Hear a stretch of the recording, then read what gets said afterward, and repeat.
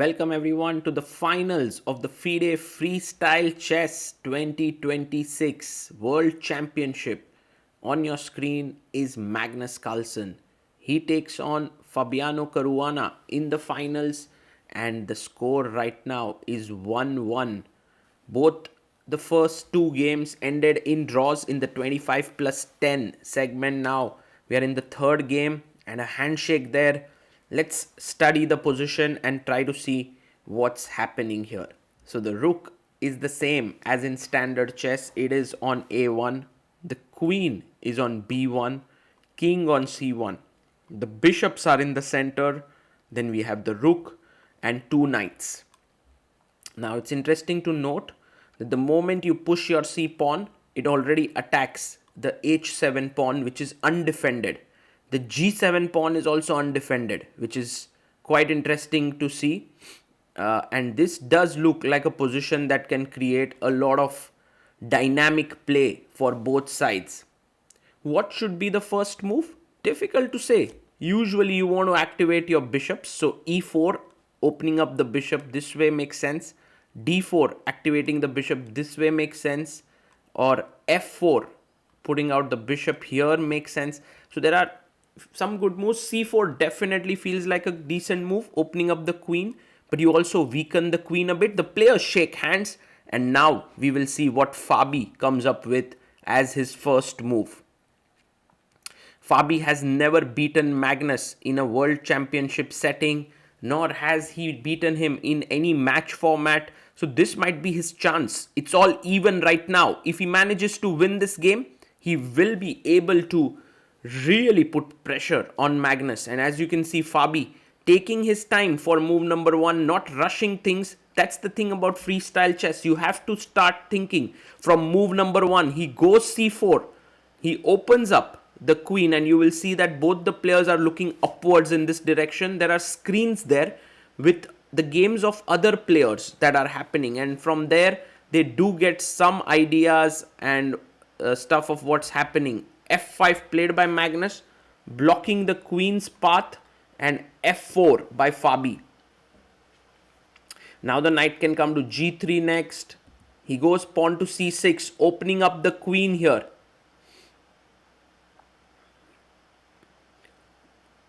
And Fabi plays pawn to e3, nothing special, just defending the pawn, getting ready to bring his knight out to f3.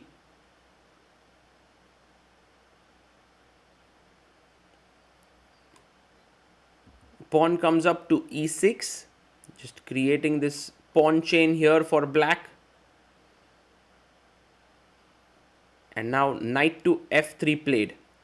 He brings his knight in, knight to f6.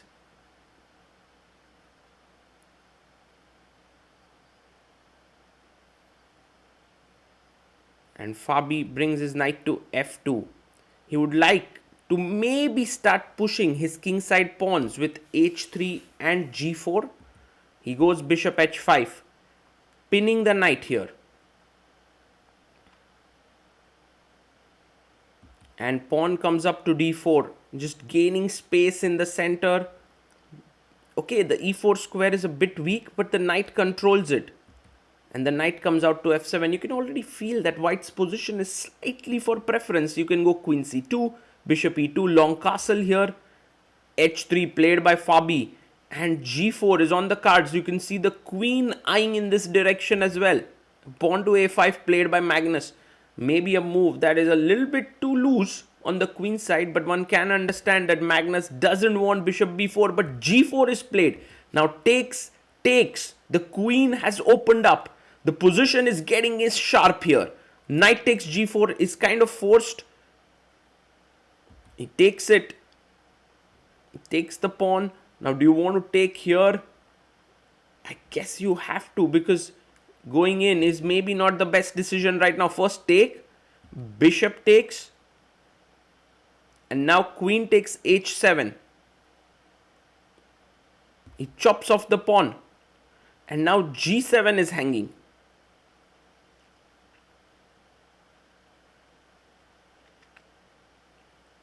We have bishop coming out to f6. The bishop defends the pawn on g7.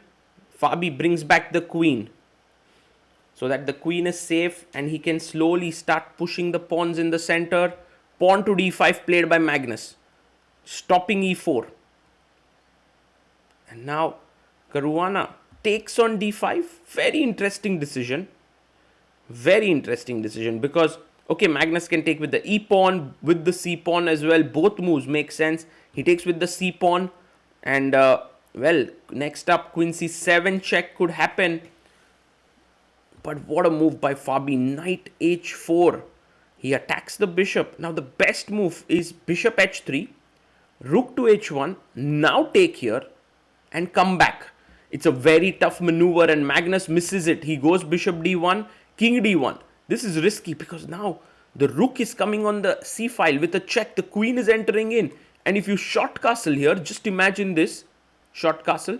Knight g6 is dangerous with rook h1, but Magnus blunders. He goes bishop h4. This is a mistake. Fabi can find here rook c1 check.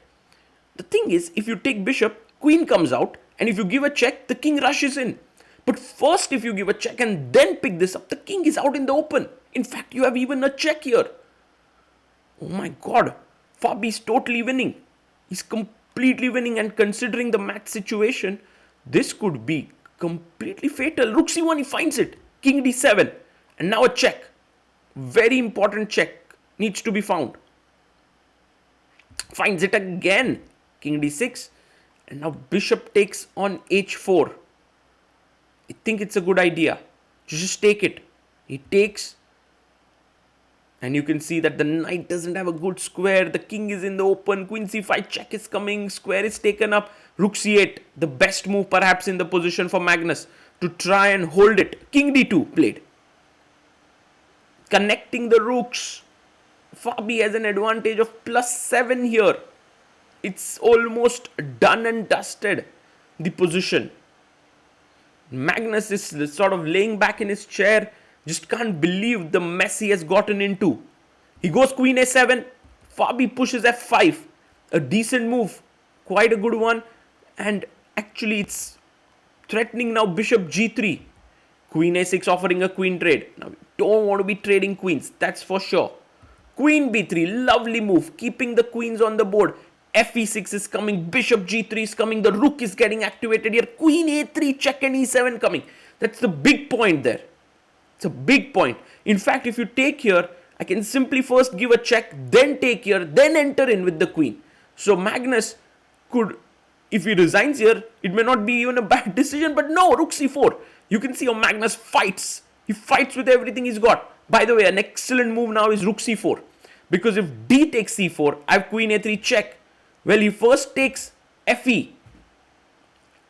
And by the way, if rook c4, queen c4, there was check and b7 was hanging. Anyway, king e6 played. He takes on c4.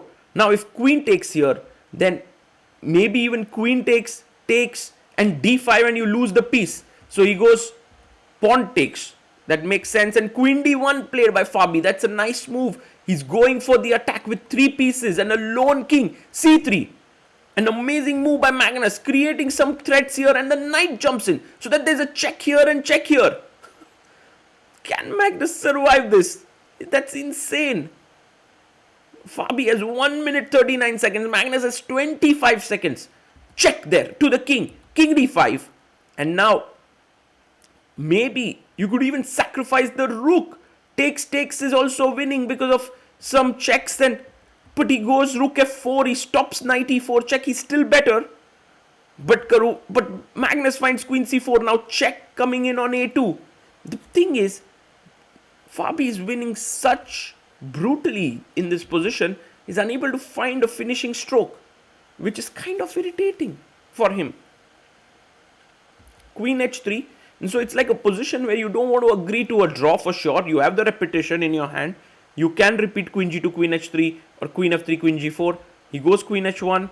King comes back to e6. Magnus holding on. Fabi's time now down to 27 seconds, while Magnus has built it up to 56. He goes queen b1. He defends a2. He defends a4. But this is not right. This is not the best. What's happening here? All of a sudden, Magnus is in with a chance. This is what he does. This is what he is good at. He's managed to hold this together. Okay, white is a pawn up. If the queens get traded, white should win that endgame. King d7, he's running away with his queen. So accurate is Magnus. Now queen b3. Trade the queens, perhaps. If you trade the queens, at least you're not going to lose or get checkmated. Queen b3, rook e8. Take here, take here. Yes, you'll lose the e3 pawn. That's not good news. He goes e4. But this is risking it now. This is super risking. He wants to go e5. And Magnus brings the rook in. He's attacking e4 with his knight and the rook. Okay, e5. He goes bishop g3. He wants to put the bishop here. And now suddenly g5 can become a nasty move. He plays it. Okay, rook needs to defend the e4 pawn. Rook g4. And now Magnus has 38 seconds to find this incredible move. Rook f8, he finds it. Now these pieces are entering in. Rook f3 is coming in to attack. Magnus has 19 seconds. Fabi 22 seconds. He blunders with queen b3. And look at the knight, how it controls all the squares. The queen enters in check and rook coming in. Suddenly, black king is so safe. So safe. I mean, you can't even take your rook f2 is mate in 2. King e3, queen e2 mate. So you can't do that. And Magnus is winning. From a totally lost position, queen d5 played. But queen g2 check. Finds that as well. And Fabi cannot believe the rook is entering into f3 or f1. He jumps in and resigns. Magnus Carlsen wins. He can't believe that he's turned it around. Magnus, absolute amazing defense. Fabi will be livid with himself after that loss. Magnus leads the match 2-1.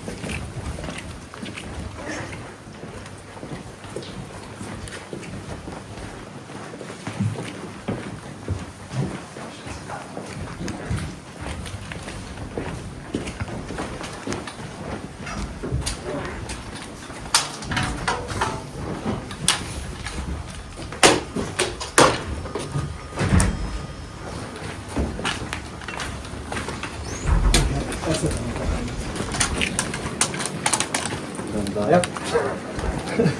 Jeg kommer inn i lokalet. Magnus, tøyder du bare? Ok. Den der... Tøyder du bare? Ja. Jeg trenger litt nærmere her. Ok. Litt nærmere her. Magnus, dette må være et av de råeste tjuveriene man har sett på lang tid. Ja. Jeg husker en gang hvor jeg så ganske dårlig i ungdomshjem 2002. Så sa faren min, vant du din skurk? Og det her var, dette var et monsterran, men ja, han blir